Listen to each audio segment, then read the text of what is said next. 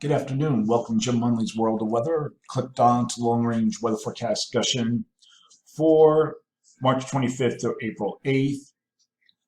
I talked about a negative AO bringing colder air into the east, and research shows that the polar vortex split event is currently ongoing. And it looks like that the negative NAO, which you see right here, oh, that's a PNA, negative NAO,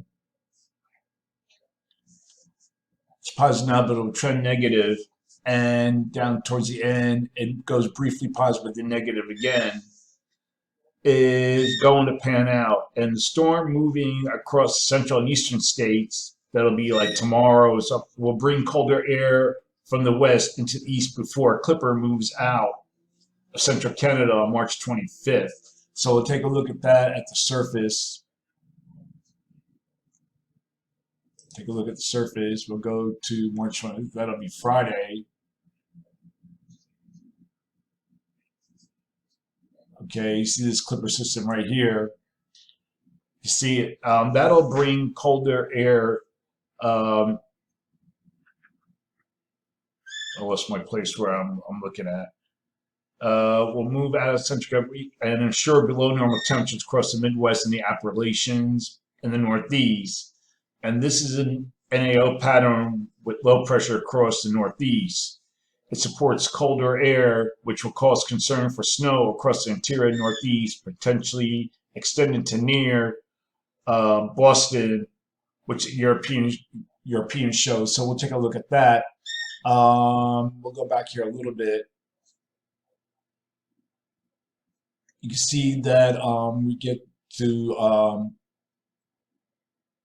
this is the GFS, and look at the European.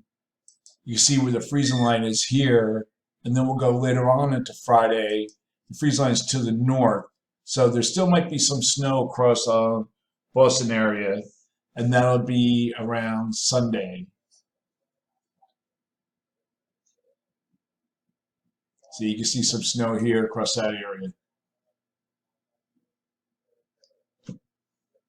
I had a sneeze. Okay, there are signs that the negative AO may not stick around that long. High pressure can move from where it is across the west.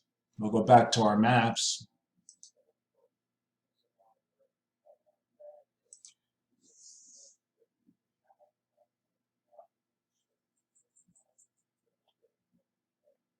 To the east at times, acting quickly to raise temperatures from the plains to the Midwest and the Southeast, while weekly negative NAO can lead to delays of warming. Current indications show that the AO is becoming neutral or positive by the beginning of the first week of April. And this is where we may see a substantial warming for the Northeast. That may or may not happen, though. So here we are. We'll go to the beginning of April a little bit. We still have a trough here across the Northeast by the models, okay? But if we look at the NAO, oops, that's the wrong map. We'll look at the NAO. Here, there's a dip here, and it remains negative, keeping the trough in the east. This is from the GEFS, okay? So there's a lot going on, and we're gonna probably fine tune it as we go through the days. Okay, so now we're going to get to the forecast period for March 25th to 29th. Let me get back to the map. All right, 25th to 29th, you see here, we still have our trough ridge configuration for the Northeast Pacific into the west. Positive height anomalies return. Positive for blocking across the high latitudes of the North Atlantic, forcing the trough here downstream.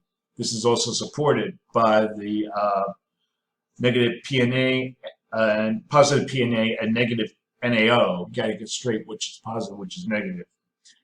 So the trough in east will be reinforced by northern stream energy that are bringing intrusions of cold air from central and eastern Canada.